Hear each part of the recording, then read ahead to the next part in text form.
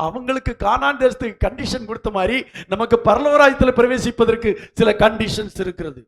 அது நீங்க சபையில அங்கத்தினராக இருக்கணுங்கிற கண்டிஷன் இல்ல, சபைக்கு எல்லாம் வாரம் வரணுங்கிறது கண்டிஷன் இல்ல, அல்லது சபைக்கு தசமா கொடுக்கணுங்கிற கண்டிஷன் இல்ல, வெள்ளை ட்ரெஸ் போட்டுட்டு வரணுங்கிறது கண்டிஷன் இல்ல. தேவனுடைய வார்த்தைக்கு கீழ்ப்படியணும், அதுதான் கண்டிஷன். தேவனுடைய வார்த்தைக்கு கீழ்ப்படியாம யாரும் பரலோகராஜ்யத்தில்,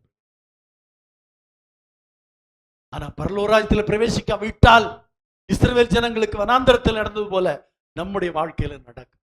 அதற்கு நமக்கு எச்சரிப்பு உண்டாகும்படி நமக்கு எழுதப்பட்டிருக்குது. கொரிந்தியருக்கு எழுதும்போது தெளிவாக இருக்கா, உங்களுக்கு எச்சரிப்பு உண்டாகும்படி அவைகள் எழுதப்பட்டிருக்கிறது, அவைகள் வேதத்தில் வைக்கப்பட்டிருக்கிறது என்று சொல்லியிருக்கிறார். அருமையான தேவ ஜனமே,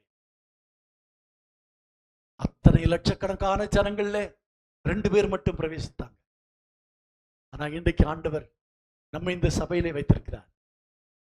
நாம தேவனுடைய பரலோகராஜ்யத்தில் பிரவேசிக்கணும், ஆண்டவரை பிரியப்படுத்த ஒரு வாழ்க்கை நமக்கு இருக்கணும். நம்ம யாரை பிரியப்படுத்துறோமோ இல்லையோ, ஆண்டவரை பிரியப்படுத்தணும். அவர் நமக்கு ஜீவனை கொடுத்தவர், அவர் நமக்கு பரலோகராஜ்யத்தை வாக்கு பண்ணி இருக்கிறார். அந்த தேவனுடைய வார்த்தைகளுக்கு கீழ்ப்படித்தான் நிச்சயமாக பரலோகராஜ்யத்தில் பிரவேசிக்க முடியும்.